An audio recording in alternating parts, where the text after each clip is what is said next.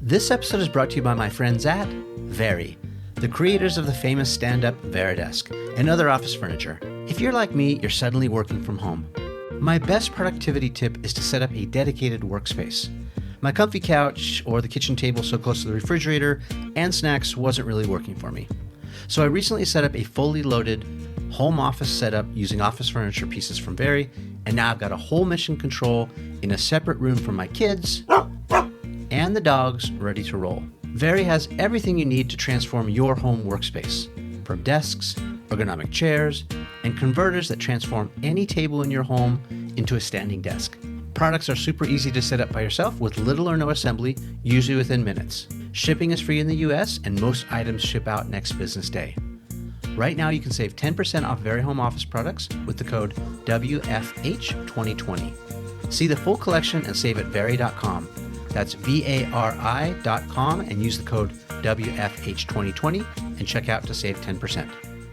Now let's get back to the show. You know, a long time ago, when I first started this, they said that no one would care. They said that no one would show up. They said that no one would do anything. They said that they were too busy. They said a lot of things, and they were wrong. So I thank you for continuing to show up, to contribute.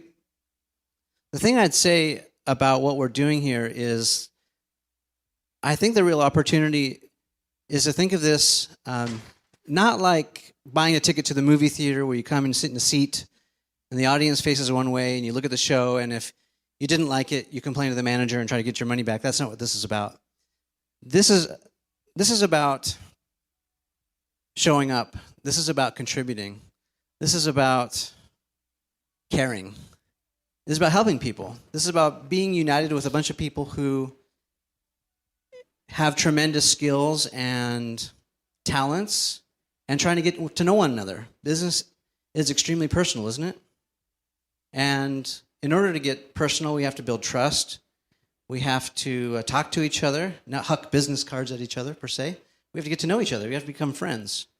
And so this is an opportunity to come and build relationships, to make friends. The kind of friends that you want to do business with, but also the kind of friends that have got your back when things aren't going so well, right? Who will extend the hand if you've fallen down, help you back up. And so instead of viewing it more of as a movie theater, I think of it more of as a laboratory where you can come and try stuff that might not work. We've tried lots of stuff that hasn't worked, and we've tried some stuff that has worked. But here, it's kind of a very safe environment where we can live to tell about the story and try again. And so as we think about it as a laboratory, as we think about doing experiments and testing out the waters, I mean, you can do that among friends, right? And that's kind of what the vision is. I would like to introduce a man who probably needs no introduction. Seth Godin is a best-selling author. He is an icon. He is the guy who's been writing about marketing and advertising, but not just that, it kind of transcends that into thought leadership. He's been doing it since forever. He's got 14 plus international bestsellers. He's an incredible guy, an amazing human being, and I guess I'll turn it over to Seth now. Seth Godin. Thanks. Can you give me a bottle of water? Yeah. Thank you. Thank you. And thank you for coming out on a Friday night. For people like me who travel too much, every day is sort of the same, and I didn't realize I was asking you to come out on a Friday night. So I appreciate that. My friend Jody came all the way. Thank you for being. I've met many of you tonight. That was the best part. So come on in, and you're going to play with the mic a little bit so we can get rid of that squeaking sound. And now I'm going to start. We're good? Yes, I think we are. So I came with an announcement. I had to come all the way from New York to give you this announcement.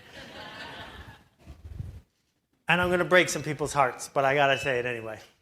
Professional wrestling is fake. Now, some people knew that before they came. Some of you figured it out when you were 7, and some of you just like 2 minutes ago, that guy over there. The thing is, once you figured it out, everything about the spectacle changed for you. You noticed the blood packs. You noticed that they were holding their hand just a little bit sooner back, and it changed the way you see. So all I want to talk about tonight is the way you see. And it can be a really expensive lesson. On my desk, Jody has seen this box, is a little wicker box, and the contents of the box cost me approximately $40 billion. And I will tell you the story, because that is when I started to understand the importance of seeing what was in the world. In 1991 and 2, I was a book packager and a freelance writer to make ends meet. And I also had access to this thing called the internet. There was no World Wide Web. So it was Archie and Veronica and other services you've probably never heard of. And I had a little connection in my office. Well, I took that knowledge of what I saw happening, and I wrote a magazine cover story about what was going to be on the internet. And once I saw that there was something to write about, because I was in the book business, everything looked like a nail. I had a hammer, and I sold a book publisher a book called Best of the Net. In 6 months, it took 6 full-time people and me to write this 200-page book all about things you could find on the internet. And to help the sales force promote it, I made this T-shirt. You may recognize the logo from 20 years ago. And we gave the T-shirt to the sales force to help them, be excited about the book. And the book went on to sell fewer than 2,000 copies. It was a total failure. During that same period of time, with the same resources I had, less, 2 guys in California, David and Jerry, started a company that instead of being a book about what was on the internet, was a website about what was on the internet called Yahoo. And at one point, Yahoo was worth $80 billion. I figured my half was 40. There's my T-shirt. Now, the challenge of learning to see is this.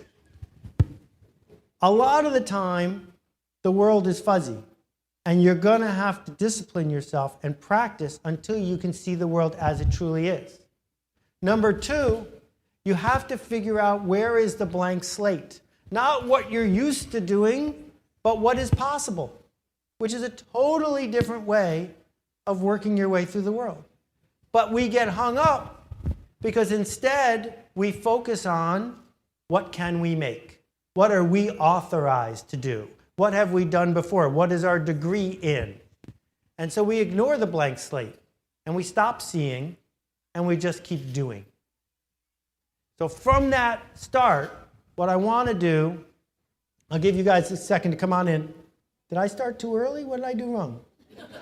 This is Orange County time? Is that what happens? I don't know if you heard. I don't know why they admitted this, but the guys at Grand Central Station in New York City admitted that all the trains run 1 minute later than they say they will, so that people won't miss the train. Because everyone's like, phew, I made it. No, you didn't actually make it. The whole system is 1 minute late. Anyway, so one of the reasons we have so much trouble seeing is because of her. Betty Crocker, the patron saint of marketers. Fictional person. We know she's fictional because she keeps changing her hair, but never gets any older.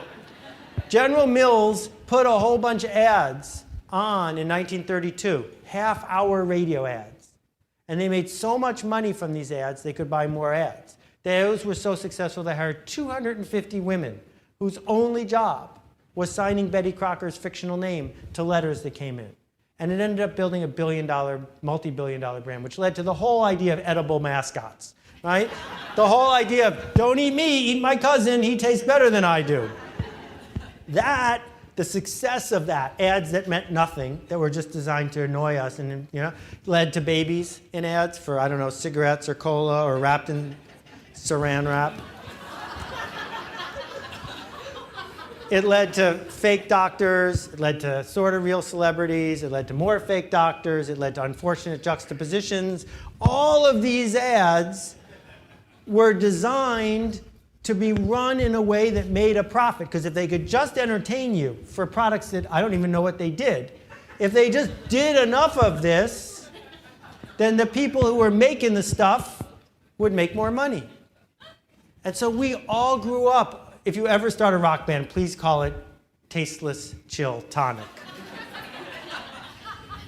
We all grew up with only one four-letter word surrounding us. It was the mantra of the industrialist who said, all I want is for the factory to go faster, to make more stuff. And I want you, the sales force and the marketers, to sell more of it, more of what we already have. And we designed our culture to make that happen. Right? We have television because they needed a place to put TV ads, not the other way around. We have magazines because they needed a place to put magazine ads, not the other way around. But when all of us were growing up, with the exception of my young photojournalist friend here today, there were only 3 TV channels. There were only 12 magazines. There were only 2 newspapers. Now, there's a billion. Right? A billion different channels you could be watching online. So that marketer who wants more doesn't have a prayer. The future is not about more. The future is about ridiculous. And I'm going to spend a whole bunch of time tonight explaining what I mean by ridiculous and explaining to you why all the things we think we see, we probably need to re-see a little bit more clearly. First, a little civics question. Anyone know who this is? Yuri Gagarin, first man in space. Shame on us. So Yuri Gagarin did something extraordinary. Without fancy computers, they basically wrapped a guy in aluminum foil, shot him into space, and brought him back safely. But here's the extraordinary thing. He grew up in a mud hut with no windows and no electricity. In one guy's life, in 25 years of one guy's life, he goes from living in a mud hut to going to do the most amazing technical thing in the history of mankind. And that, in a microcosm, is why we got seduced into the world we live in. Huge leaps, 1930s, 1940s, 50s, 60s, 70s, 80s, that the industrial age took off during our lifetime and our parents' lifetime. And it made us all rich. Everyone in this room has more resources than the King of France did when there was the last time there was a King of France. Every one of us. The guy behind most of it is Henry Ford.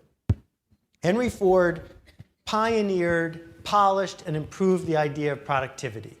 And productivity is what creates wealth in an industrial economy. He went to the workers of Detroit, who at the time were making 50 cents a day, about like now. And he would go to these 50 cents a day men, and he'd say, I will pay you $5 a day to come work for me. A 10x raise in one day. How could he pull it off? Simple. He got you on the assembly line, and you did what you were told. And it was the assembly line that created value. That he was making $50 a day and paying you $5. And, you know, the same thing happened to Lucille Ball. The idea is make it go faster and faster and faster. That the factory, the industrial nature of the efficient factory made us rich. And you walk around Orange County and you see us in the twilight of the industrial age, and it's astonishing at how much stuff we made and how much stuff we buy. This is the River Rouge factory that Ford built. It was so big that if you started walking at one end, it would take you all day to get to the other. Henry Ford had Ford shepherds that raised Ford sheep to make Ford wool to be woven into Ford fabric to make Ford seats because it was efficient. And so we had these huge, vast factories. And not only that, but one person or a few people at the top who made decisions and all the other worker bees who did what they were told.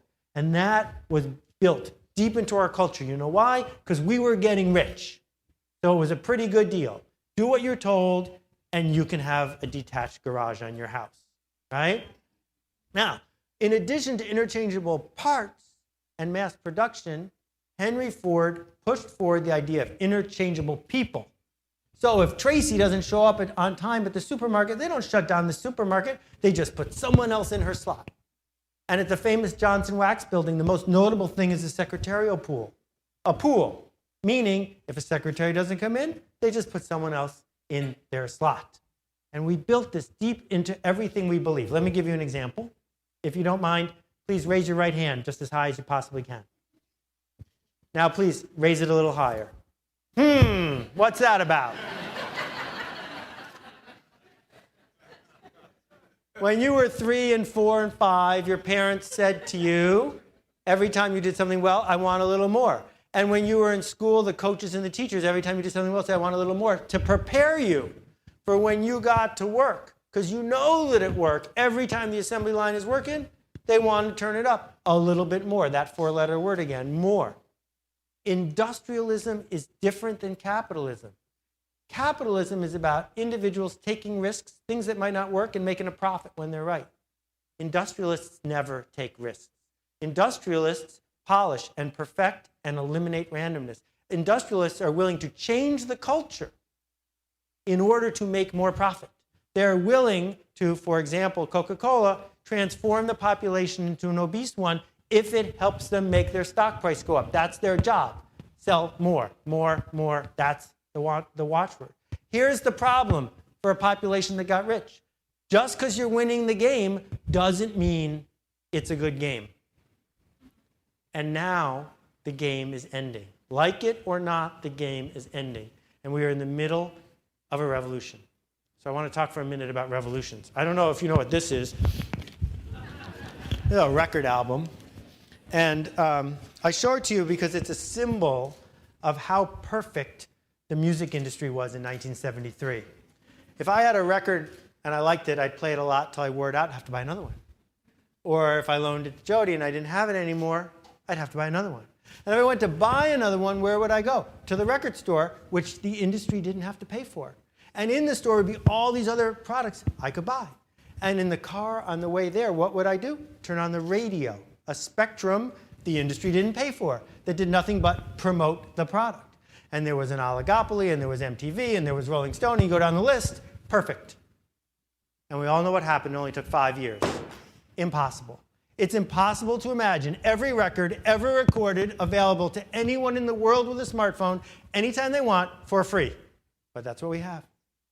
More music, listened to more often by more people than ever before, performed by more musicians, easier to enter the marketplace than ever before. Impossible. And what happened to this industry? Happened to travel agents. It happened to make your list. It's gonna happen to you.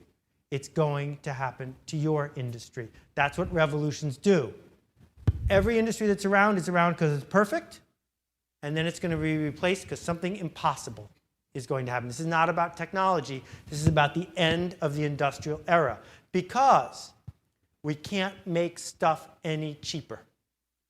That it used to be you could race to the bottom and along the way cut prices, commoditize stuff, make a profit. The problem with the race to the bottom, you might win. And that's no fun.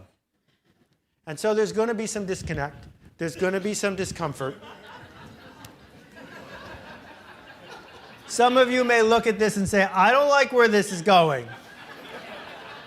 That there's just no hope here. I don't want to hear about it. But bear with me, because I think there's really good news ahead. So I hope you don't walk out yet. What a lot of industrialists would like to tell you is that human beings like being told what to do. Like at the Monterey Aquarium when you watch the anchovies swimming and swimming and swimming, following. Or the processionary caterpillar that gets in a parade and just does what it's told, following things. Here's the thing. As I was talking about earlier at Grand Central Station in New York, when it gets really crowded, it's like Grand Central Station in there. And what you'll notice is no one bumps into anyone else. Everyone is figuring out where to go on their own, and they're doing it great. That's what human beings actually are really good at, connecting. Finding other people, figuring out where they want to go, and connecting. And the extraordinary thing about the connection economy is it is the next cycle after the industrial one. That Henry Ford was all about doing what you're told and doing it individually. But as Matt Ridley has pointed out, there isn't one human being on the planet who knows how to make a computer mouse. Not one. You need a metallurgist, you need a plastics guy, you need a software engineer, you need people who do supply chain management, you need hardware, all of it. We create our wealth going forward not by being individuals who are pushing cheaper stuff on each other and storage units and sales and malls. We become wealthy going forward by figuring out what it means to connect, to be trusted, to feed the network, to create benefit because we're doing it together. And the internet is the greatest connection machine ever invented. And so it's supercharging our ability to go faster and to create things of value. So what does it mean to connect? What are the foundations of the connection economy? Because it used to be the foundation of the industrial economy is build me a big factory, fill it with cheap workers.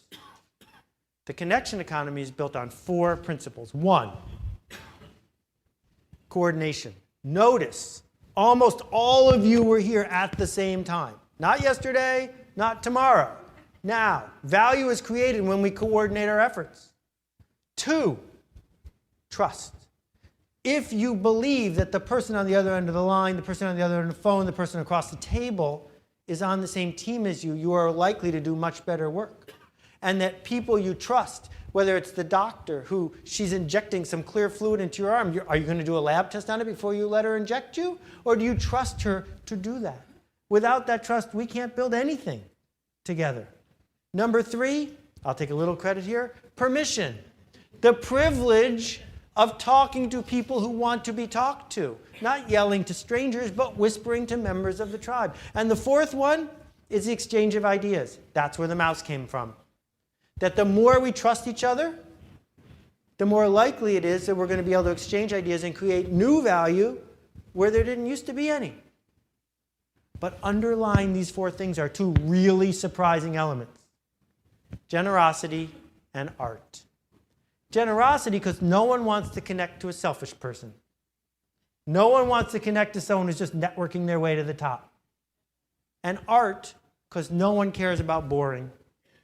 That we want to connect to a human who's doing human work, maybe for the first time, who's doing it with that spirit of generosity and understanding that it might not work. That these elements are why we connect. So, what's the second most banal example I can give you? I don't know. How about smoked brisket? There's a guy in New York named Daniel Delaney who decided he wanted to start selling barbecue. Now, the old way to do it would be real estate.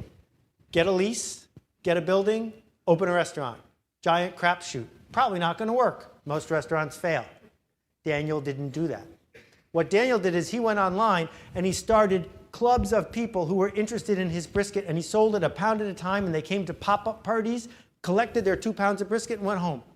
And he did it 5 people, then 10 people, then 100 people, and the word spread, and people started to trust him, and people started to talk about it, and they admired the way he was generously sharing what he was learning, and then he opened the restaurant, and of course it succeeded, because it was the last step, not the first step. Here's a question. What did the first person with a fax machine do with it?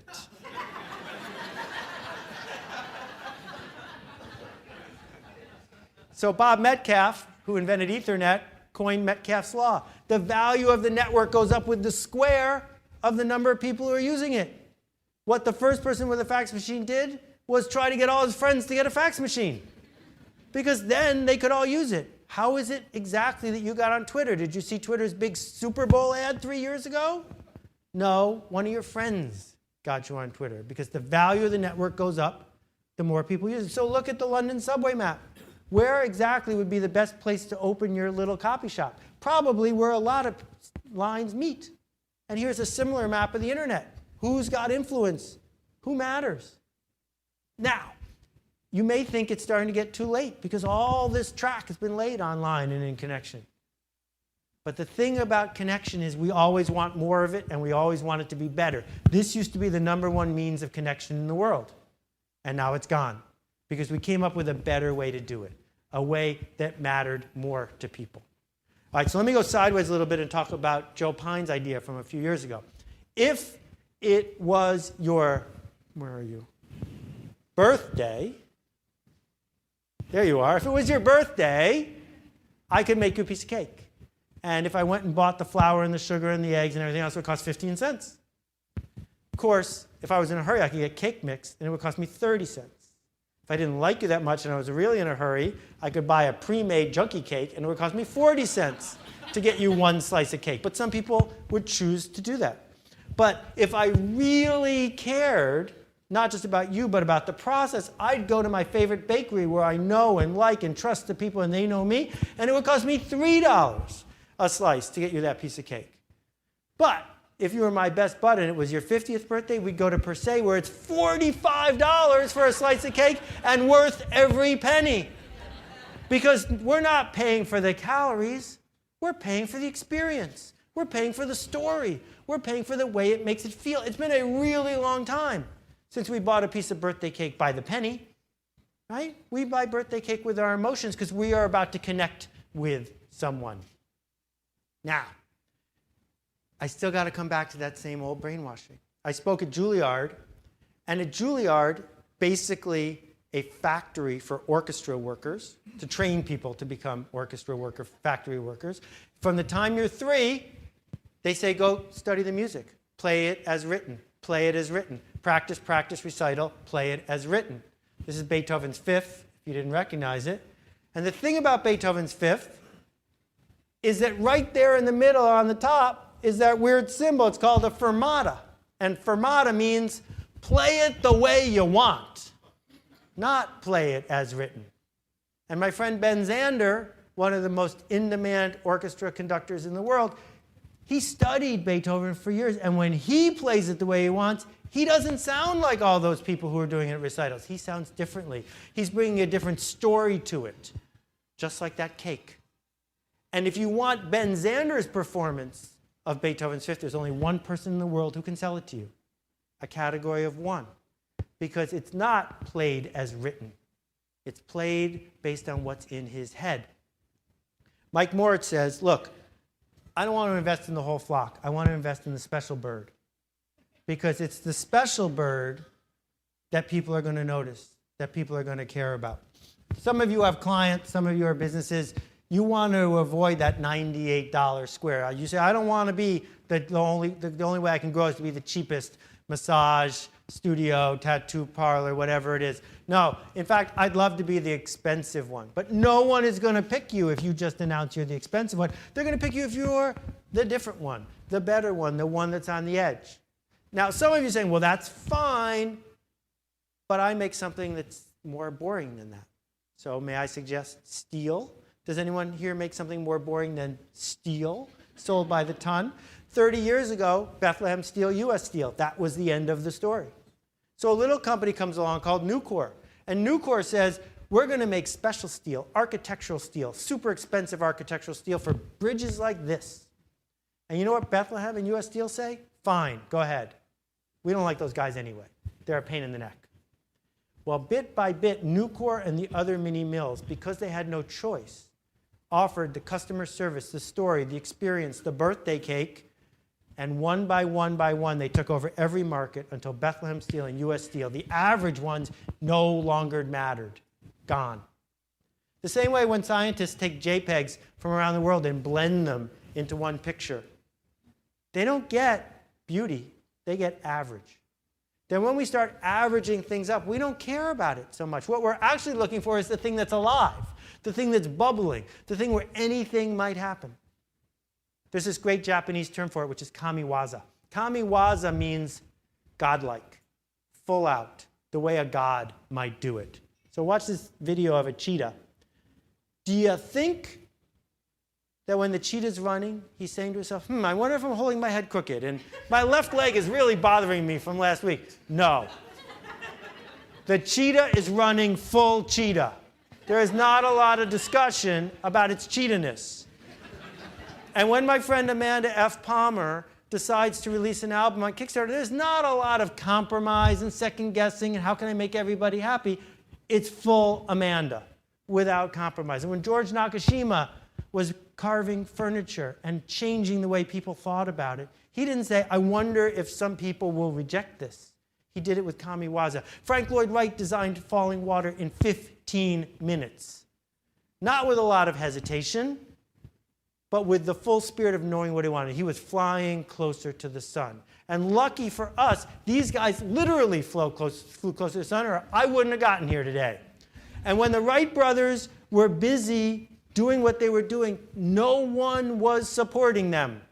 The mother-in-law wasn't busy sending them telegrams, keep going, guys, I'm behind you. That's not what was happening. So when we think about the story of Icarus, we have to understand that there's the new story, and then there's the real one. And the real one spent a little time talking about flying too high and obedience, but mostly it was about flying too low. It was about settling. Because if you fly too low, then you are in real trouble. And here we are with this extraordinary revolution at our hands, one that doesn't require owning a factory, and we are guilty of putting up funny pictures of cats, right? Because we're afraid. Let me ask you a question. Whose risk are you supposed to play at? I'll let you think about that one for a minute.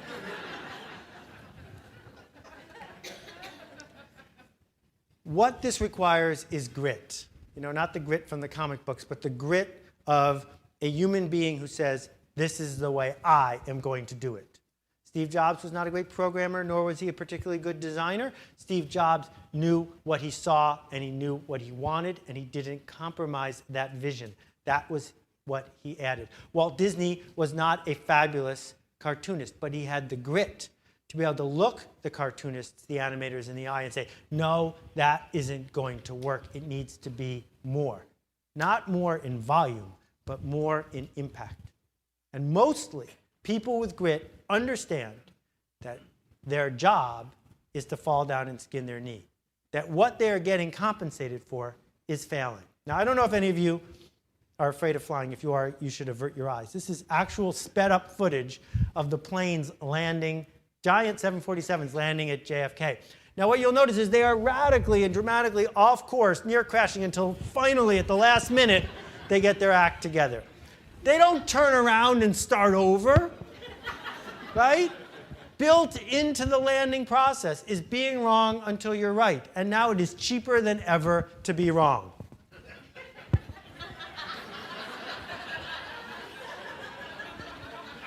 This side of the room is way quicker than this side of the room, I just got to say. So back to the marketing thing. Sea monkey marketing is what happens when the boss says, I got a whole warehouse full of brine shrimp in little packets. Figure out what you can do with it. And the marketer who thinks she's being a great marketer comes up with some great story about it and says, this is purple. No, it's not. It's scammy. Because what you're doing is building hype around something where there is no truth. But where marketing is going is someplace very different than that. The old marketing, the model of more, was interrupt a whole bunch of people. That'll get you distribution. That distribution will help you sell more stuff. And then, if you're really smart, do it again. And around and around and around you go. Buy enough ads to make enough money to buy more ads. Hand out a bunch of business cards to make enough money to hand out more business cards. Go to a trade show to make enough money to go to more trade shows. And on and on and on, right? It led to this, average products for average people, except for maybe Pop-Tarts. But everything else was designed to appeal to the masses, to the average, because that's why it's called mass marketing, right? Average stuff for average people. But you know what happened? This happened. 30,000 items in the typical supermarket. Now, almost any product you can imagine, you can find many, many, many, many, many replacements. So many replacements that if one of them goes away, no big deal. That the model of find some poor schmo, assault them with ads over and over again until one day they buy from you has been replaced by people saying, I don't want to hear from you anymore.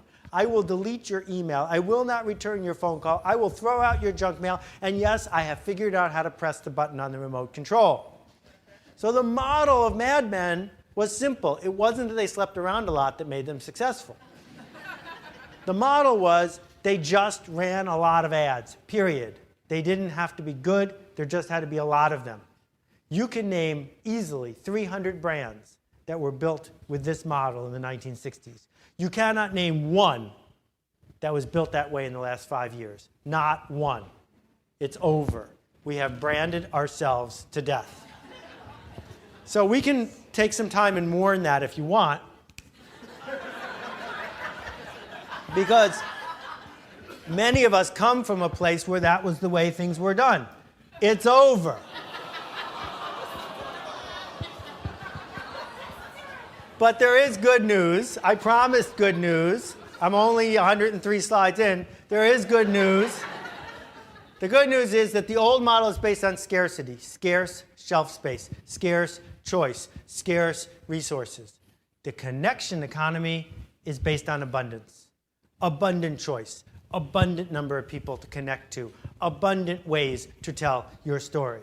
So the question is, if you've got something to make, something to lead, a change you want to make, are you betting on scarcity, that you're going to be the only one? Or can you figure out how to reimagine what you do to base it on a world of abundance? So some of you heard this story before, but I never get tired of telling it. My wife has transportation narcolepsy, which is a fictional disease she got shortly after we got married. And I know it's fictional because if there's a really good movie on the plane, she doesn't fall asleep. But in general, if we're traveling and she feels safe, she falls asleep. So we planned a trip to France, and we missed a flight, and we missed a connection. And for 17 hours, my wife has been asleep.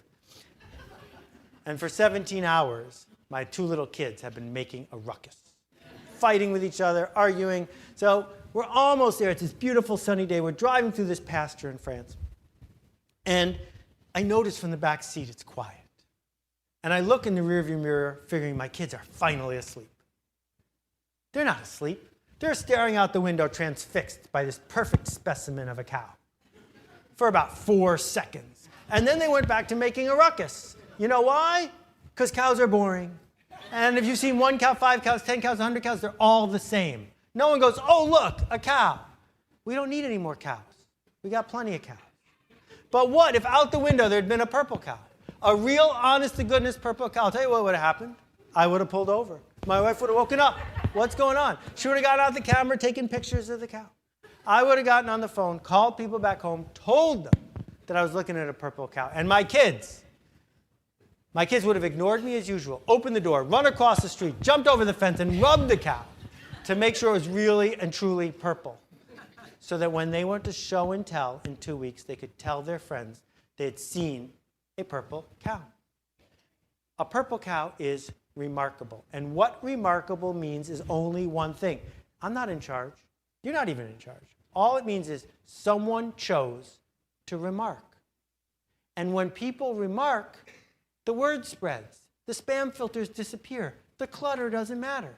Because it's not going from the marketer of sea monkeys to the person who's going to buy it. It's going from person to person to person to person.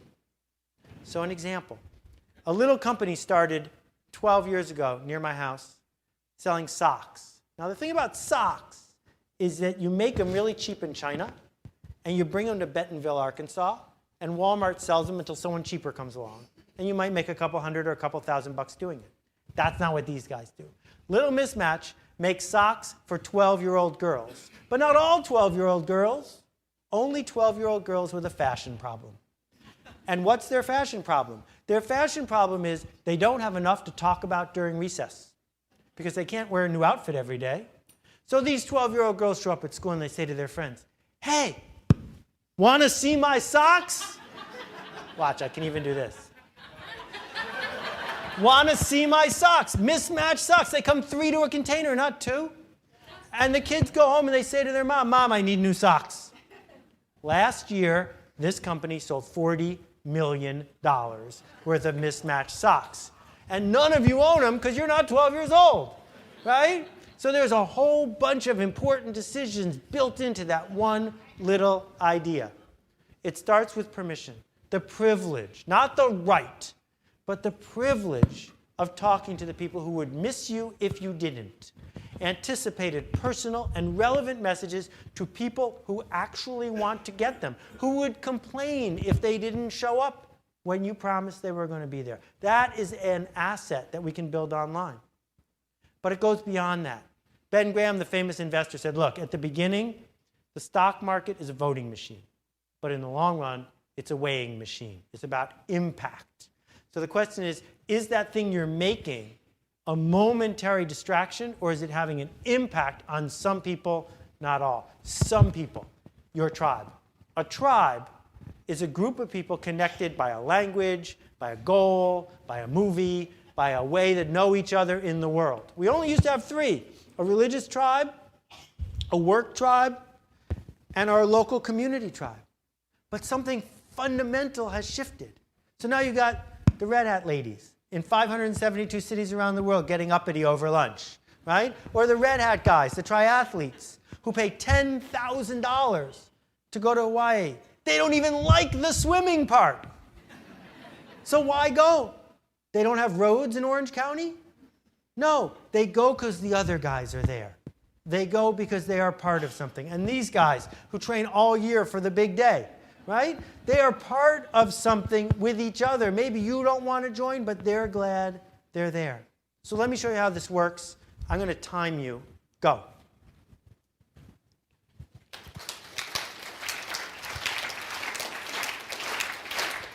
Okay, stop. 9 seconds, not so good. One group took 27 seconds. I was sweating bullets. But every group, no matter how diverse, has pulled it off, and every group claps at a different rhythm. Some are really fast clappers, some are slow clappers, you guys are sort of medium clappers. I made no eye contact. Brian didn't stand up and say, everyone, follow me. So how did you know at which rhythm to clap? How did you get in sync? Because we're organized to do so. We like being in sync. People like doing what other people in their tribe are doing. So your opportunity is to find your tribe and connect them to one another, create a culture for them, challenge them to go to the next level, communicate to them, commit to where they're going, and be clear about how you're doing it. If this sounds like what Reverend Martin Luther King Jr. did, it's because it is, right? If this sounds like what almost every organization that has made a difference has done, it's because it's true. Nike invented the tribe of the long-distance runners. There weren't any, really, until Nike spent years nurturing it. The Beatles, on the other hand, did not invent teenagers. They just showed up to lead them. Bob Marley did not invent the Rastafarians. He just showed up to lead them. And the number of these groups is enormous and getting bigger all the time. There's a guy who has changed fundamentally the way dogs and cats in this country are treated. His name is Nathan Winograd. Nathan worked at the San Francisco SPCA and came to see that 4 million dogs and cats were killed, healthy ones, every year by animal shelters. It was their job to capture dogs and cats and kill them, usually within 24 hours. Nathan could not abide this. He started a movement. And now there are no-kill shelters, shelters to kill no dogs and no healthy cats at all around the world. In Japan, California, he's done it city after city after city, and now he doesn't have to do it because other people are doing it. Not everyone. None of this is about everyone. Everyone is this chart. This is called the normal distribution, so-called because that box in the middle are the normal people. And what marketers came to understand is if you want to sell a lot of something, if you want to make a profit, you better have something that normal people want to buy. Better get your $100 DVD player at the cash register at Best Buy, because that's the only way you're going to make your numbers. But here's what's happened in just the last few years. The curve is melting. The curve is melting because we're connected to each other. So now, you go fly fishing with a friend you get into, you go, oh, boy, this is great. I go to Dick's Sporting Goods. They got 2 fly fishing rods, expensive, cheap. You buy the expensive one, you're done. But now, if you go on flyfishing.com, there's 250 fly fishing rods to choose from. That one's no good. You got to get the left-handed, made by monks, ultralight bamboo fishing rod. You're all the way over here. Meanwhile, you get 2 tattoos, you think you're really hip. But then you go to the East Village in Manhattan, and you come home and you need 18 more. And you don't call them tattoos anymore. Now you call them ink. And then you go online, and now you need ones all over your, right? And so for everything that anyone cares about, they're moving out of the middle. The only people who are left in the middle are bored and boring and not interested about that item. Why would you ever want to sell to them? Why would they ever buy from you? All that's left are the weird people. All that's left in every market are the people who care. Look around. There's only weird people here. It's Friday night. You're here.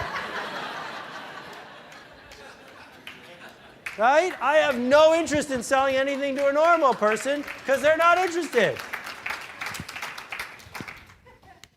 So back to the industrialists, the bane of our existence. They created the public school system. They created the entire system of saying we need to train kids to follow instructions, to sit still, to do well on standardized tests, and to do what they're told. And the reason we want them to do that is so we can ignore them. So we can take the power away from them, give them the lowest paid job we can get away with, and then give them debt so they can buy more stuff and put it in a self-storage unit. That cycle is built deep into the industrial economy. So let's understand how it happened. For 1 million years, all we did for a living was hunt. And then, just in time, we invented farming. Only 10,000 years ago was farming invented. Only 170 years ago did we invent jobs. 170 years ago. That's it. That's the idea that you were going to go find a guy who was going to give you instructions and pay you money was alien. In 1700, in most of the world, the unemployment rate was 0. The reason is there were no jobs. So how could you be unemployed? And I think we're going to go back to that sooner than you do. And we're going to go back to that not because there's going to be a whole bunch of new jobs, but because the work that matters is going to be something I'm calling art. Human work without an instruction manual that might not work, that's generous, that's designed to connect. Because if we connect, if we create trust, then we can create value. 100 years ago this week, at the Armory Show in New York City, this painting caused riots. It's called Three Nudes Descending a Staircase, but you could tell by looking at it. Actually, that's why there were riots. People hated the fact that not only was it abstract, but it had a name that didn't make any sense. But it was art, because it caused a whole bunch of people to connect over the ruckus that he made. Obviously, Pablo Picasso made art. Obviously, Jackson Pollock made art. Obviously, Joseph Beuys did with felt. And yes, Bill Shakespeare with words. But it's more interesting to think about the art that Marcel Duchamp made when he put this urinal into an art exhibit. Because it made people sit up and take notice and have a discussion. Not all people, just the weird people. The second guy to install a urinal was a plumber. And that's the difference between art and just doing your job. So if you go to the fancy restaurant and they make you a dish that they have never made for anyone before, and they look at you to see how you react to it, that's bordering on art. And that receptionist that you didn't replace with a voicemail system, because when she answers the phone, it changes the way people talk and feel and act. Yes, she is doing a form of art. It has nothing to do with painting. This is a painting from Dafan, China. They paint 1/3 of all the oil paintings in the world there. Every day, people wake up and paint as fast as they can. You can get the Mona Lisa for $29. That's not art. That's just painting. It's factory work. So if you're a wedding photographer and you do every wedding the same way you did the last wedding, exactly to industry standards, you are not making art, even though you're using a camera, right? That something different is going on when we make art. Now, about this point in the evening, I can hear all the way up here in the back of your head the voice saying, well, this is not for you because you weren't born with the right skills to do this thing. So this is one of my favorite pictures. This is the 1927 Solvay Conference of Physicists. You may recognize some of the people in the picture. There's Albert and Marie and some other guys. The amazing thing about this, 17 people in this picture won the Nobel Prize in Physics. And almost all of them won it after 1927. It wasn't that being born in Austria makes you a great physicist. It was that someone pointed to that person and said, you've got a shot, meet some other cool physicists. And that by establishing a baseline and an expectation, then it was more likely to happen. You know, let's say you decided you wanted to be a great hockey player. You could do a whole bunch of research and regression analyses on what hockey players have in common. And you could come to the conclusion that the key thing is to learn to speak French. That's not going to make you a great hockey player, right? The key to being a great hockey player is growing up in Canada. Because you are surrounded by people who say, you could be a great hockey player one day. It's not in your DNA. Vincent van Gogh didn't have DNA that made him an oil painter. If he had lived 300 years before or 300 years after, he never would have touched paint, right? It's the choosing, the deciding, the willingness to live without a map. If you came here looking for bullet points, for instructions, for the step-by-step, I can't give it to you because art can't have a map. Once I give you a map, it's not art anymore. It's factory work. Even a fictional map isn't going to help you. But here we are in the United States where this is a real book. Because people are too afraid to screw up their invisible sheep. They go and they find an instruction manual. The problem is being competent isn't going to fly anymore, because if I can find someone who can do work that's written down, they're going to be cheaper than you, and they're not going to be living in Orange County. That the internet has shown up and said, oh, here, we're giving it away, which is fine if you thought the video was funny, but if you're this guy, you're really angry at that. Because you say, I worked really hard to be in the expensive hugs business. How dare the free hugs people show up and undermine me? But they're gonna undermine you. They're gonna show up and say, I will make that blank for free, just so you will trust me, just so we can connect, just so I can earn a portfolio, just so I can build my chops. So what should you do? First rule, stop bowling. Now, the thing about bowling, he's from around here. Sorry. The thing about bowling is it's boring to watch, because it's this ever closer Six Sigma to perfection thing. Number two, you don't want to sell undifferentiated commodities. Like, what are the water guys going to do? Make it wetter? Right? They tried this, but it didn't work. In general, if you go to buy bottled water, you buy the close one, the cheap one. You don't pick among brands because it's all the same. They've been telling you it's all the same forever. So if you're busy saying to the world, I'm just like everyone else, but a nickel cheaper, why are you surprised that you're having trouble to grow? Right? No, the real secret here is this: kryptonite. The reason Superman is interesting is because of the presence of kryptonite. If kryptonite didn't exist, if Superman could do anything he wanted whenever he wanted, no one would care about Superman. Not the fictional one anyway, right?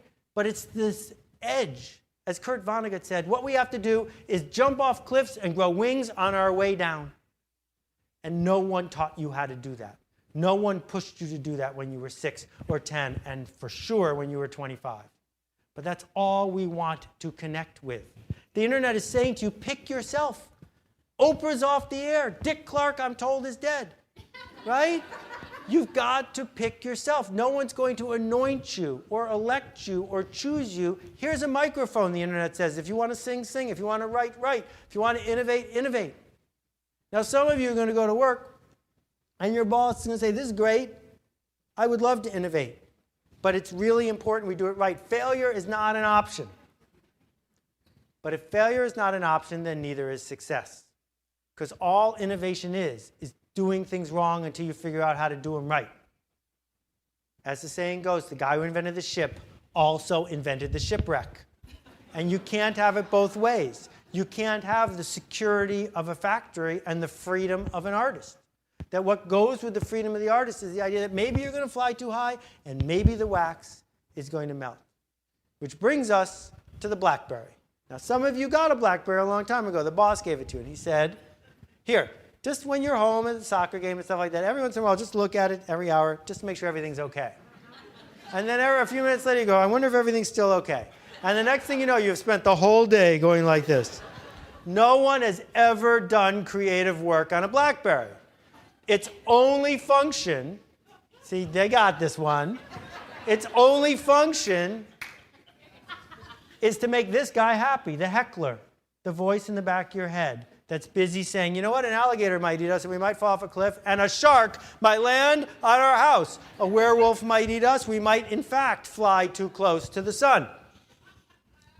This is the voice of the lizard brain.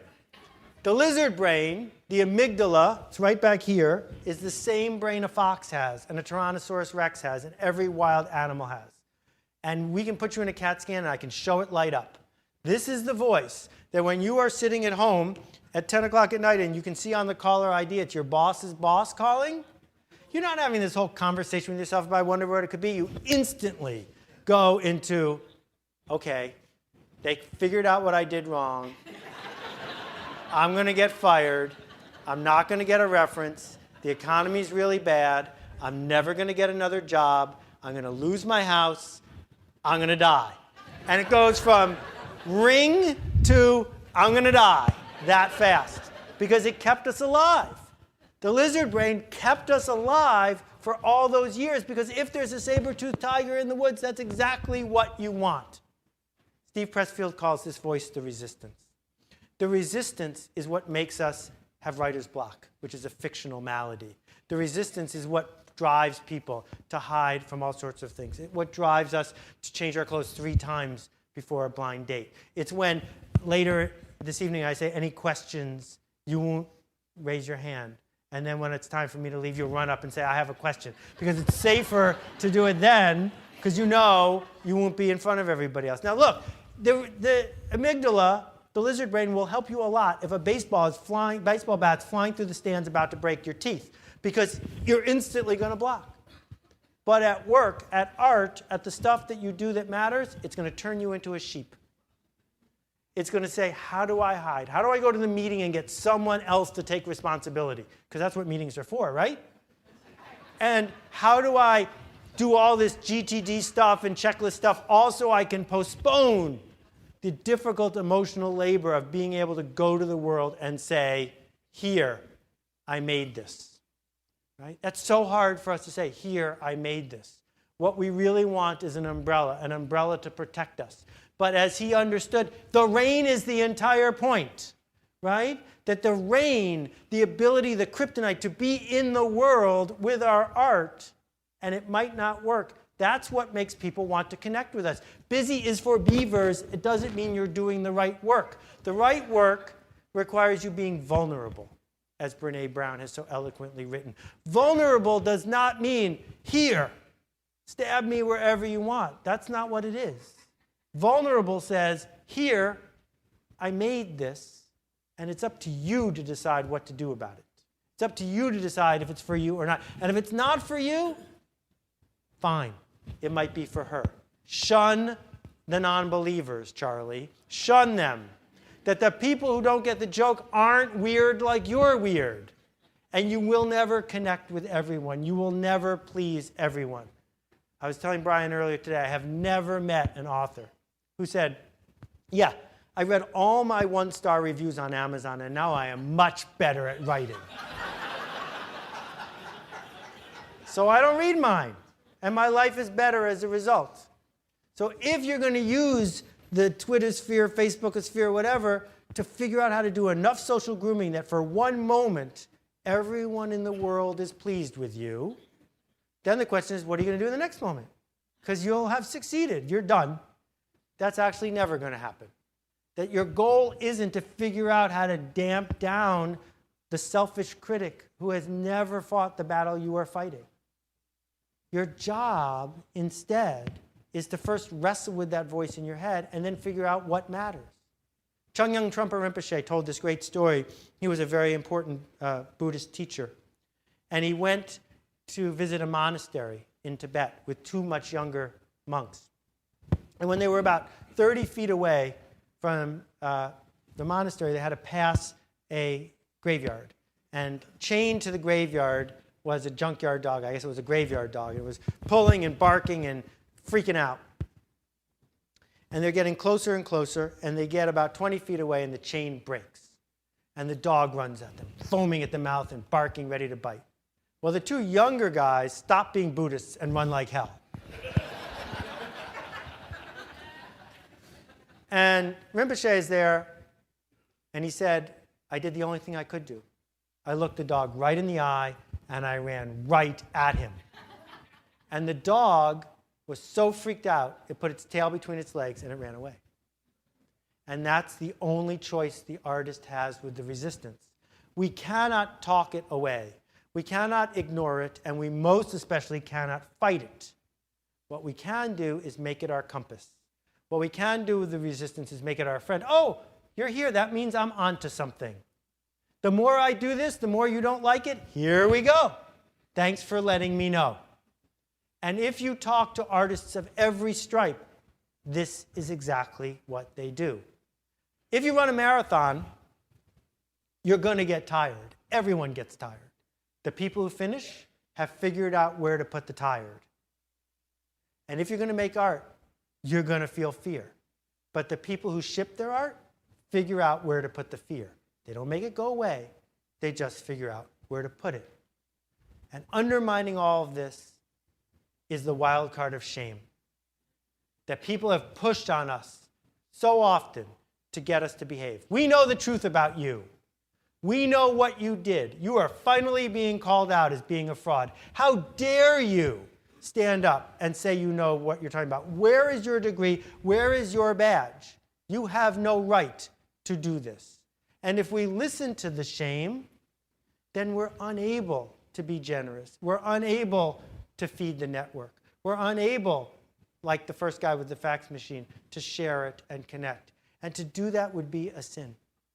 There's a coffee shop in London called Proof Rock, fancier than Starbucks. And they have one of those frequent buyer cards where if you get 8 coffees, you get a free one.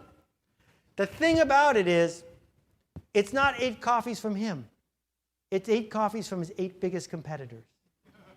Now, do you think Mr. Proof Rock called them all up on the phone and said, I'll do this for you if you'll do it for me? No. He cares more about coffee and the coffee experience than he does about beating the other guy.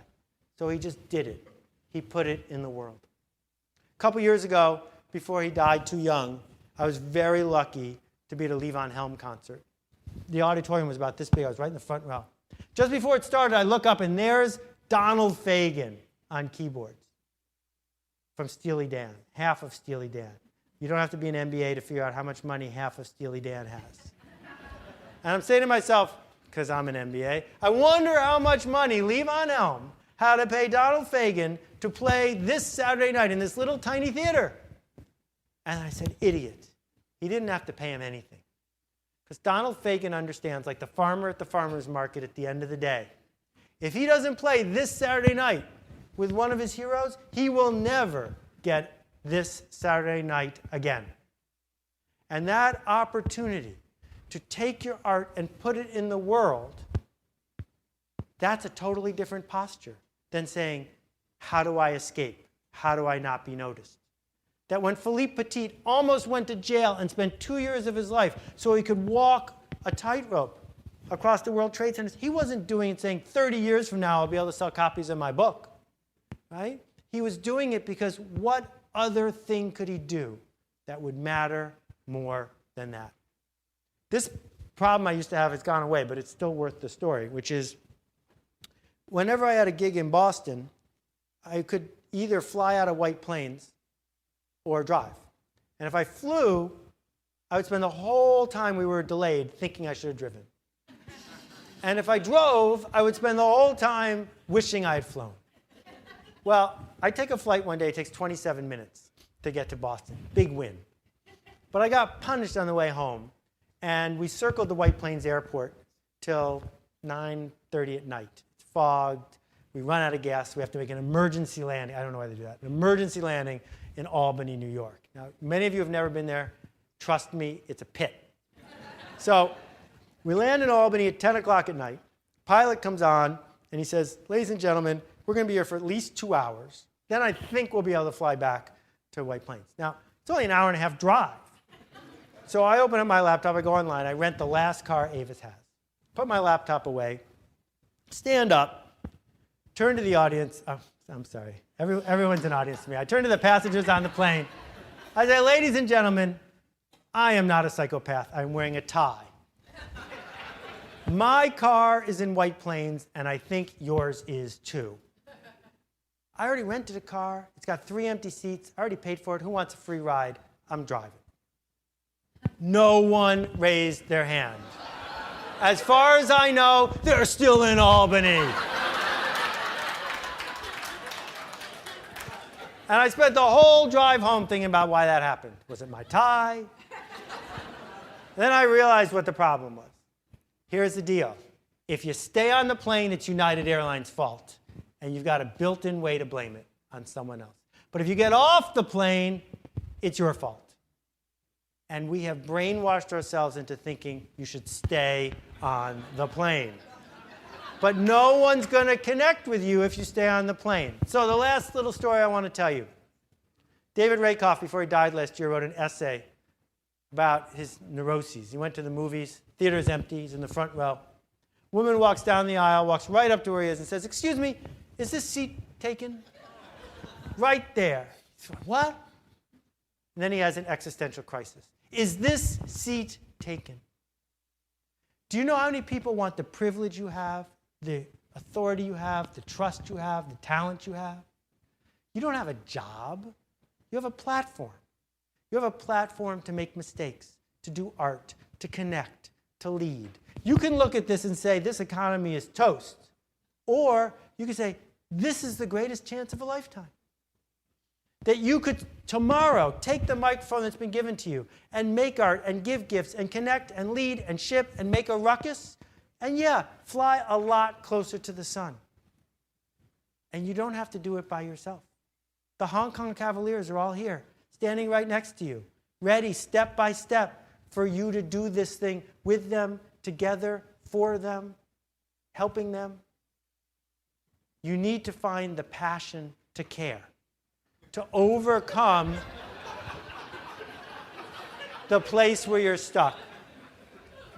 And so before I take your questions, the last thing I want to tell you, and thank you for coming out tonight, is this. If you want to see it in writing, I'll give it to you in writing. I'm not much for bullet points, but here you go. What your audience, what your tribe, what the weird people are saying to you is really clear. We need you to lead us. Thank you so much for your attention.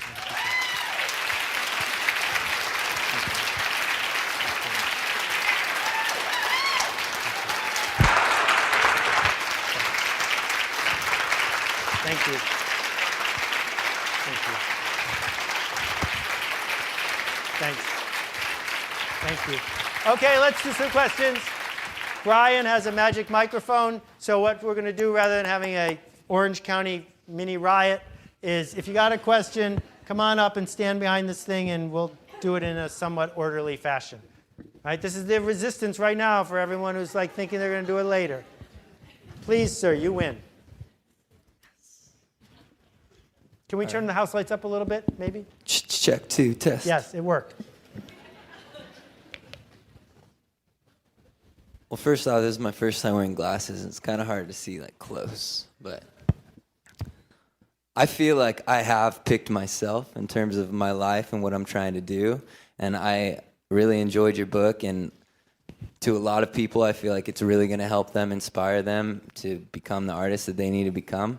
But I feel like I'm a musician, and I became a graphic designer and a marketing guy and a booking agent and a philanthropist and all these things because I've chosen to do my art, and now I just don't know how to take it to the next level, to get my art to the next level. Right. And so I have this great idea that you're going to be putting up a slide about the music stuff, and I have this idea that's going to revolutionize the whole music industry in terms of I don't like plastic. I don't like plastics. And can we go right to the heart of it, though? Okay.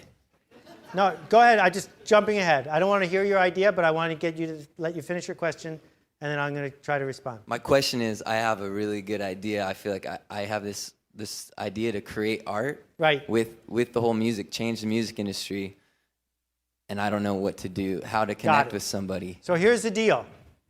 Number one, generally people should never try to change a whole industry because it's too big a project until you've changed part of an industry, and then a bigger part of an industry, and then a bigger one. That a lot of times the resistance pushes us to have the magical perfect idea because we have great deniability, because we don't have enough resources and don't know the right people.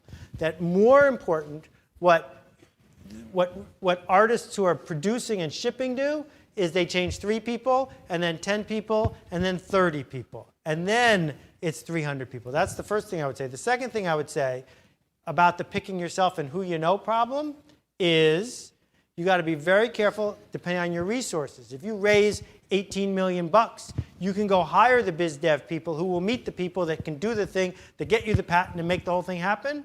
But if you're bootstrapping it, and I have a free book on this called The Bootstrapper's Bible, go check it out. If you're bootstrapping it, the most important thing are little victories. Not a giant cliff in the future, but little victories. My first year in business, I got 800 rejection letters in a row from book publishers around the the country. And it was because I didn't know how to talk to them in a way they knew how to hear, and because I was swinging for home runs. And once I settled down and understood that I could bring singles along, I earned the right to hit doubles. And that might not be what you wanted to hear, but if you're asking me for the roadmap, there isn't one. What I'm saying is, I'm not asking for the roadmap. I'm not asking for the Okay. roadmap. I'm going to go on to the next question, okay? Thank you very much. Appreciate it. Hi. Many of us have followed you for years, and it's been an evolutionary process. What's next? For me? Yeah. All right, so look. On January 1st, I came out with 4 books. That was only 10 weeks ago. Next question. So how does Kickstarter fit into your vision of the world? Good or bad for art and commerce? Okay, so quick little background. Kickstarter is two things. The first thing is a concept which says, let someone who doesn't have a lot of funding go to their fans and say to the fans, if you give me funding, I will make that thing. And it was supposed to be philanthropic. It was supposed to be emotional. But humans are humans, and it's turned into a gift shop eBay kind of situation where people say, what are the prizes? What are the levels? What do I get? Is that a bargain, right? And so the people who run Kickstarter don't like that, so they keep trying to make that stop. So there are going to be other platforms like Pledge Music, which is really beautiful, and Indiegogo and others that will come. The concept itself of organizing the tribe first so that the risk is moved to where it should be is brilliant. The execution is going to keep changing, but what almost everyone who uses Kickstarter misses is it takes 10 years to be an overnight success. My Kickstarter hit its goal in 90 minutes. But it didn't take 90 minutes, it took 7 years. Because for 7 years, I was showing up, and then when I whispered with permission, it's ready, a whole bunch of people went. Too many people are building a Kickstarter thinking that's the answer, and they go yelling to the world, if I could just be on Boing Boing and just be on the Today Show, then it'll work. That's not what Kickstarter is for. It's not the future of Kickstarter. So the key comes back to, can you find the tribe that when it's time for your next project, Amanda F. Palmer style, they all show up because you've earned it. That's where I think it's going. Thank you for the question. Yes, please. Hi, I work with kids, and I always think how and what I'm learning can I inspire kids with that. Are you thinking about doing something specifically for kids to inspire them? I'd really like to see that. Yeah, I would like to see you do that and send it to us. I will.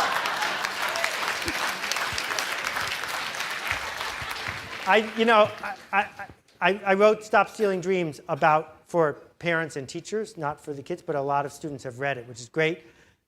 While it's tempting for me to put something in front of a 7-year-old or a 12-year-old, you are way better qualified than I. And my job is to open doors, not to do all the writing. So I hope that you will. Hi, Seth. Hi. I just have an observation I wanted to make. Please. That I've read your book twice now. And the second time I read through it, I kind of made some word changes. Okay. And not in disrespect. Please. Because one of the things you said is that by finding our passion to care is what makes the difference to get our Right. art out there. So in your words, you say, the voice of resistance is 1,000,000 years old. It understands that art is dangerous because art makes you vulnerable, because art generates criticism, because your art is not for everyone. Now I just switched one word and changed it to love and says, the voice of resistance is 1,000,000 years old. It understands that love is dangerous because love makes you vulnerable, because love generates criticism, and because love is not for everyone. Yeah. And that's what beautiful. this book is for me. Thank you so much. Thank you. That's great.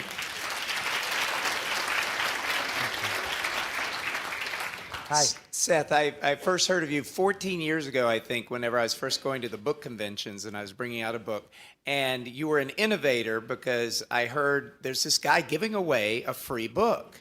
And it was like he's giving it away, and it's online, he's giving it away. And then, of course, you ended up selling so many of the hard copies of it. Right. So I guess I just want to know, was that all well planned? Were you giving this a shot? What was the mindset Sure. of generosity behind it? You know, what was behind So it? the story is, the book is still free. It's called Unleashing the Idea Virus. And what happened was, I wrote a book called Permission Marketing.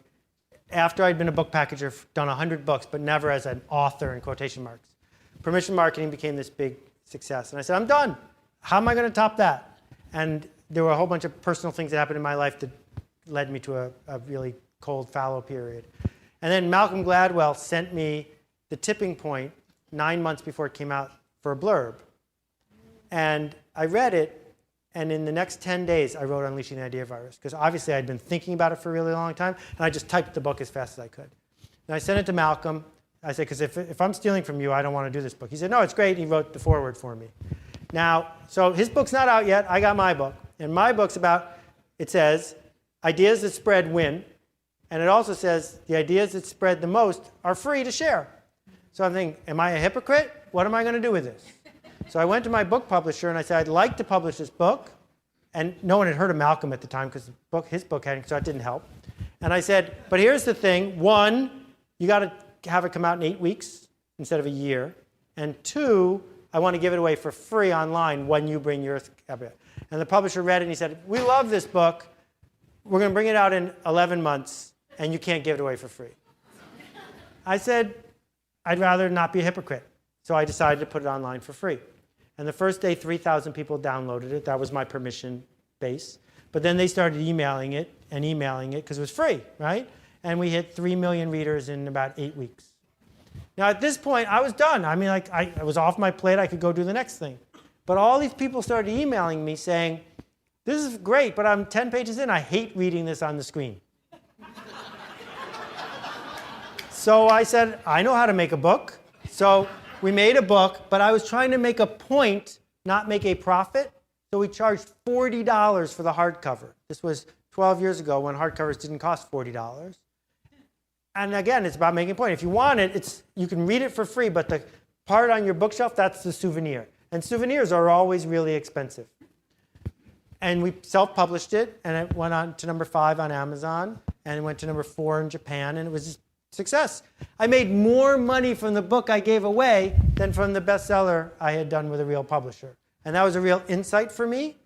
The other big benefit to me was that my ability to speak to audiences went through the roof because suddenly it wasn't the 40,000 people who had already read Permission Marketing. It was the 3 million people who had read this other book and talked about it.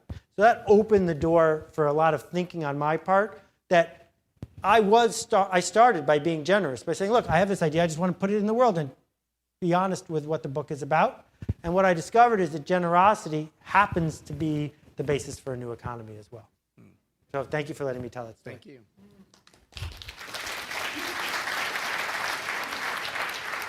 Howdy. Hi, I'm actually from Albany, and I agree with you. They didn't hear the second thing you said. She said she agrees with me. I do. That place is a dump. It's a shithole, and I'm happy to be living in California. So I'm a business owner. I've had it for 5 years. We're growing. And I'm wondering from the start of your career, the middle, and right now, what keeps you up at night? At the beginning, it was that I would have to become a bank teller. That was a huge thing, that if there wasn't a lot of support, like I didn't do Wright Brothers style work, but there wasn't a lot of support for me either, and I was failing a lot. So it was about very carefully watching every penny so I didn't have to become a bank teller. And then about 8 years ago, it was dealing with the fact that I was sure I was a fraud and that I was going to get caught. And now it's very much that I'm going to waste this opportunity. And I work very hard not to do that. Thank you for the question. Hello. Hello, Seth. Thank you for coming.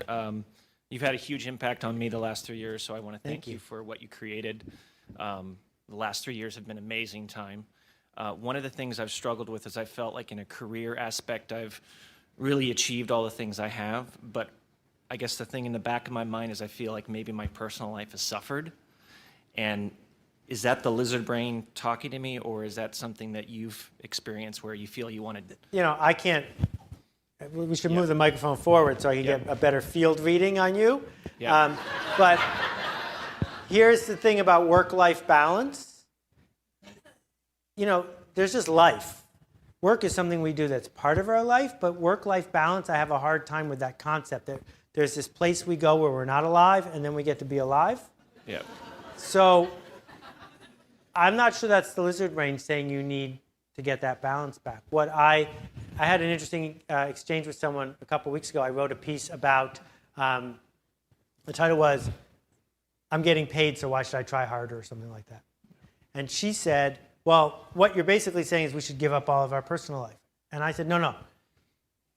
Harder doesn't mean more time. In fact, the people who are braver tend to have more free time, not less. That the people who are doing this vivid, brave work tend to not have to show up all day long stapling piles of papers, because that thing they did shifted the fabric of the way people interacted with them. So I guess what I would say is, if you are feeling underappreciated, it could, and I'm not saying you are, it could be because your work isn't brave enough. And if you get work that's brave enough, you may discover that you can get more of that life back into what you're doing. But again, I don't coach or consult for a reason. No, I have no idea what I'm talking about. You answered my question. Okay. You answered my question. Thank I you. appreciate that. Thank you. Sir, would you pick up the microphone and move 5 steps forward so I can feel like I can see you? Perfect. Thank you. Steps. Is that That's all right? great. Yeah. Cool. Well, I've been immersed in your work for about 6 months now, and I love how each book kind of builds successively on the ideas of your body of work as a whole. Thank you. And I'm curious, was that a surprise to you at some point? Is this like the whole George Lucas, I knew movie 9 when I made movie 1. The hypocrite thing is really important to me. So I'm not prepared to, because I'm not in the book business. I only write books when I have to, not because a publisher makes me, but because I can't get rid of the idea any other way. That the idea says, you must make this a book. So it's not like I wake up in the morning and say, oh, I haven't written a book in a while, what can I sell today? Because I got a long list of those, but I've never written one of them, right? Permission Marketing Handbook, Purple Cow Volume 2, all these dummies guides, right? So when I'm sitting, for every book I publish, I've probably written the first 3 chapters of 10. And if I'm 3 chapters into it and it doesn't sound like me and fit with where I believe, it goes away, right? And one of the advantages of the blog is sometimes a book shouldn't be a book. It should be 6 paragraphs.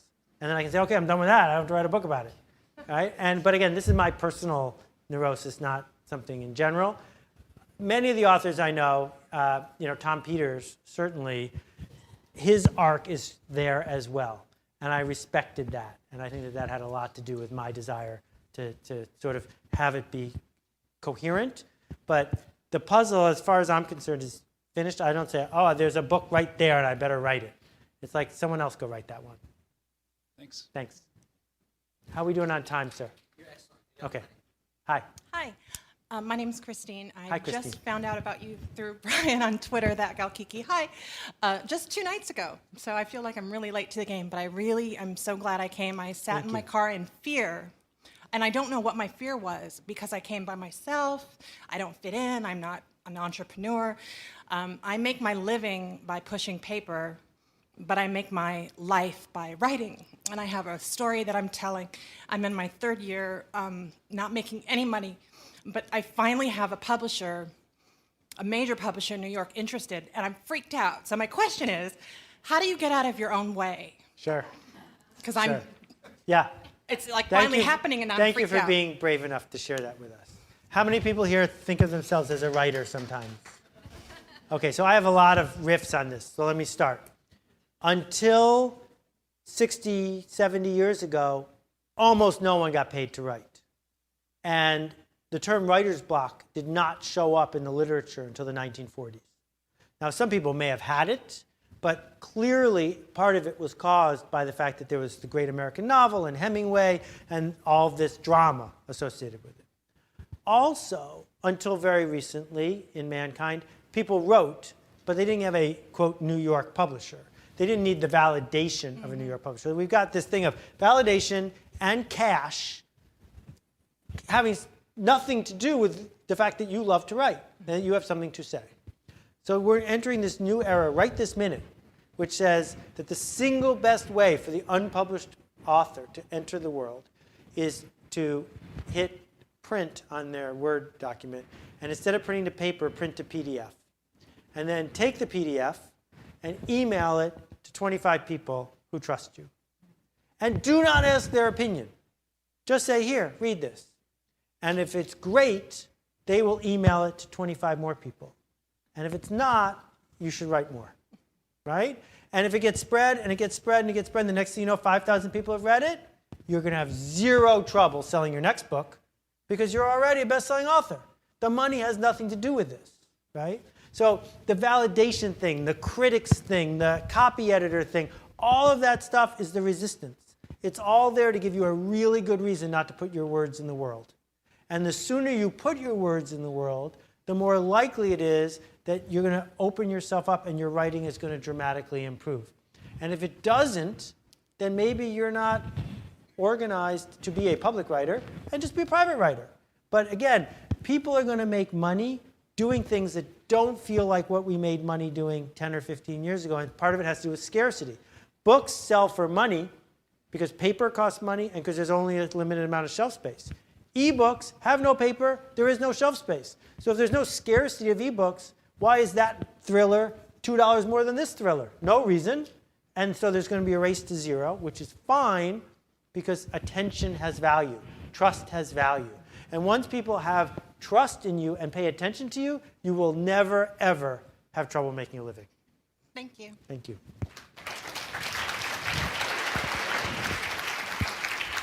Howdy.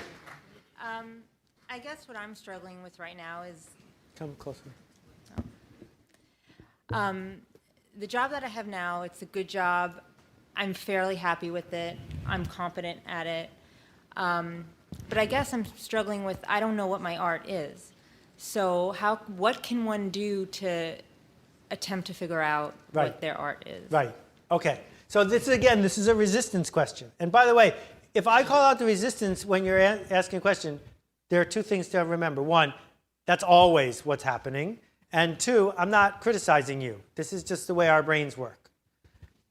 You're not born with your art. You can pick any art you want so that you could go tutor sixth graders in algebra.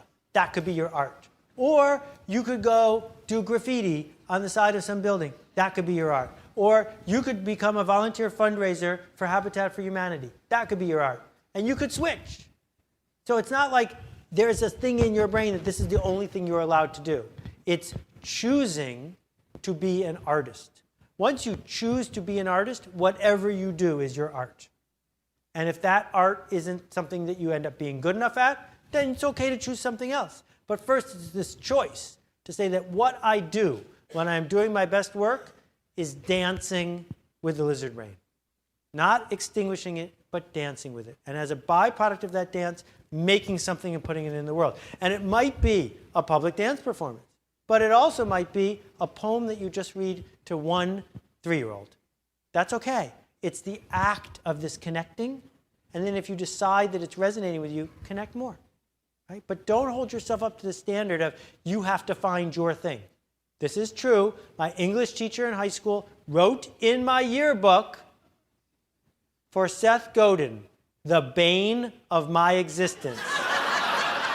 And then she wrote, you will never amount to anything. There you go. Thank you.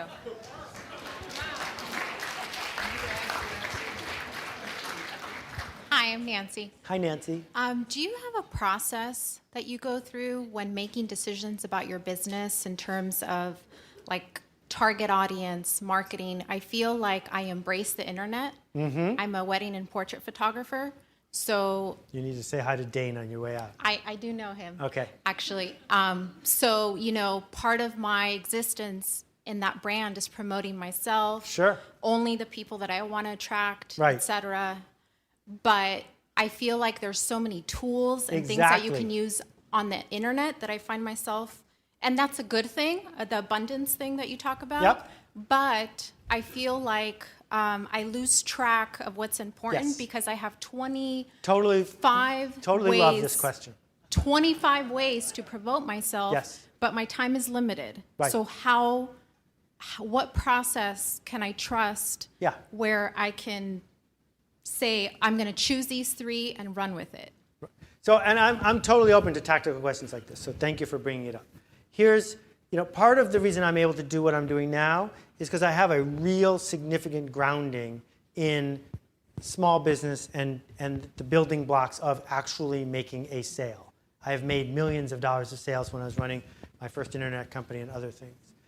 If you don't make a sale, you can't do what you do for a living, because doing it for a living implies you made a sale.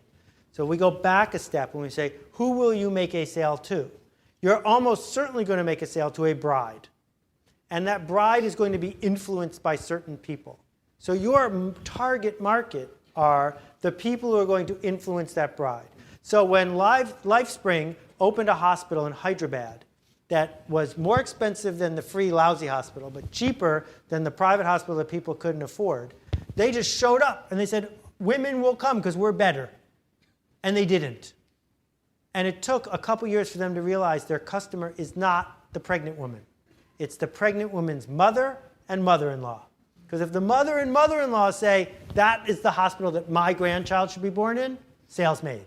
So then you got to figure out, okay, how many blocks away are people going to come? Where do the mother-in-law hang out? So one of the things they realized was babies have first birthdays, all of them.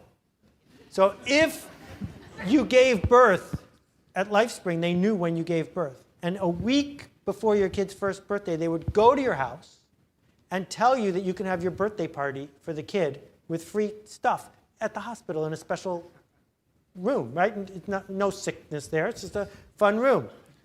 Who comes? Not other 1-year-olds. Pregnant ladies and their mothers all come, reinforcing that this place is okay. See what I mean? So in your case, there's lots and lots of people who are going to get married in Orange County. You don't care about 99% of them.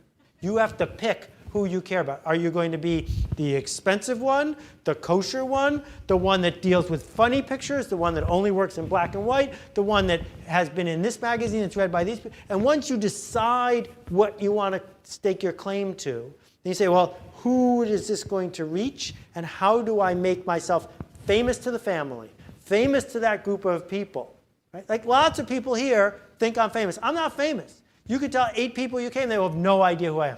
I like it like that, right? But to you, it was worth coming. You need to be the same thing in your niche. And the way you get there, this is the most important thing I've said in answer to your question, is by making the market smaller. That's very scary. You say, wait, if I'm not counting how many people I have on Twitter and I'm not trying to make my Facebook numbers go up, how will I reach more people? You don't. You reach fewer people, but matter more to them. How weird can you get? As you get weirder and weirder, those weird people will care more about you. Thank you. Thanks for coming.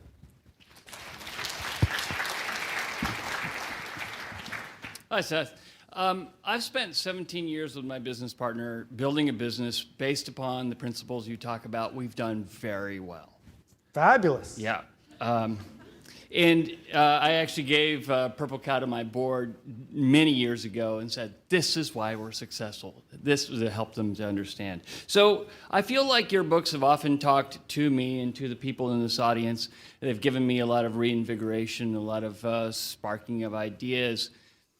But my challenge is I have 450 people that work for me, and most of them are of the punch the clock level. They don't read a lot of books. Some of them really aren't even on email that much still these days. And I struggle with how to share with them the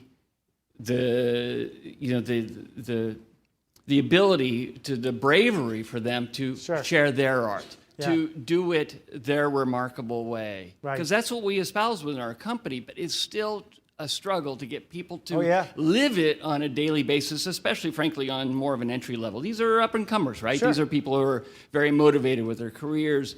But the regular people, how can I reach them better? You guys here are regular. That's a compliment. I love that. I love that question, and it's a brave question for you to ask. There are a couple different ways to get at it. You know, the first thing I would say is many of those people are saying, I would like to do this, but my boss won't let me. They're busy saying you're the one who's not letting them because that's what the resistance says. Anytime you've ever said that expression, that's the resistance talking, right? Because people who have had your job have gone on to do amazing things, and the boss didn't fire them. So it's an easy excuse to have. At the same time, particularly middle managers don't like it when they are held responsible for what people who work for them do when those people are told, go do something remarkable, go do something on the edge. So here's where the challenge comes in. At one point, I never had as many people as you, but I had 70 people. And I took aside one of my top 3 guys, and I said, you know, you haven't had a major screw up in at least 4 months. And he said, yeah. And I said, if you don't have one in the next 2 weeks, I'm going to fire you in front of everyone. And I meant it. I meant you can't give the employee of the month parking space to the person who doesn't make a mistake and then say to the employees, I want you to make mistakes. You have to give the employee of the month parking space to the person who makes mistakes. That's the only way to do it. So if you are serious about this, you've got to figure out the boundaries because people think you're tricking them. And you say, you know, everyone's allowed to make a $500 mistake, but don't make a $5,000 mistake. Everyone's allowed to mistakenly be too kind to a customer. No one's allowed to mistakenly be not kind enough. So the Tony Hsieh model was, I am not going to measure how many calls you handle at Zappos on customer service. I'm going to measure how delighted people are. One employee stayed on the phone for 7.5 hours with one customer, right? And Tony didn't say, cut the crap. He made a big deal of how great this was. Because anyone who was willing to do it, fine with him. So that challenge is there, is you can't say to them, be as brave as I was when I was in your shoes. What you can do as a manager / leader is start making the size of the box of what a good job looks like bigger and make a big part of employee evaluation. Oh, you didn't screw up at all the last 6 months. You don't get a raise. Because then you're going to start seeing people, because they've been programmed to do it one way, to start playing the game because you just encourage them to do so. Brilliant. Thanks for coming. Seth, can I ask a quick follow-up? Yeah. We're doing great on time, by the way. Can you also share, kind of as a secondary story, the story about the community college teacher who you met, and tell the other side, because he's obviously an amazing boss. Sure. But can you just tell that story on the flip Yeah, side? and she wasn't a teacher. She was actually the person who ran the whole college.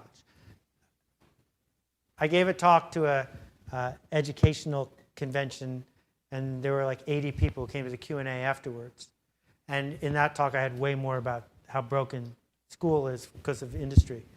And this woman raised her hand, and she says, yeah, that's fine, except I run a community college, and those people are never going to be artists. Those were her exact words. She said, those people are only able to follow instructions, if that. And I shed a few tears. I almost started sobbing. And I try to be polite when I hope you think I've been polite tonight, but I was not polite to this woman in front of the other 75 people. I said, how dare you? How dare you take the trust that these people have given you and put them in that box just because you don't like the way they look or where they went to elementary school?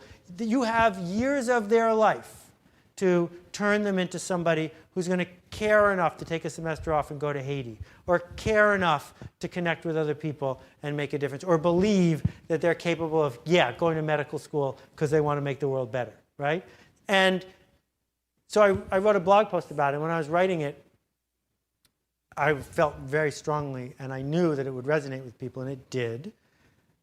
But what stunned me was I got more than half a dozen emails from people who were angry at me. And they were angry at me because they liked the safety that came from being seen as one of those people. Because if you're seen as one of those people, the resistance is really quite happy. The other part of your brain isn't, but the resistance has the safest place in the whole world. I would do that, but they won't let me because they think I'm one of those people. And so when I raised the bar on that, they're saying, whoa, whoa, whoa, what are you calling me, a fraud? And in fact, I'm calling out the resistance and saying, you know what? As the cartoon says, on the internet, no one knows your dog. If you want to write, and we won't know who you are until after we've read it. And that's what we're seeing. You know, Amanda F. Palmer would never have been picked by Clive Davis.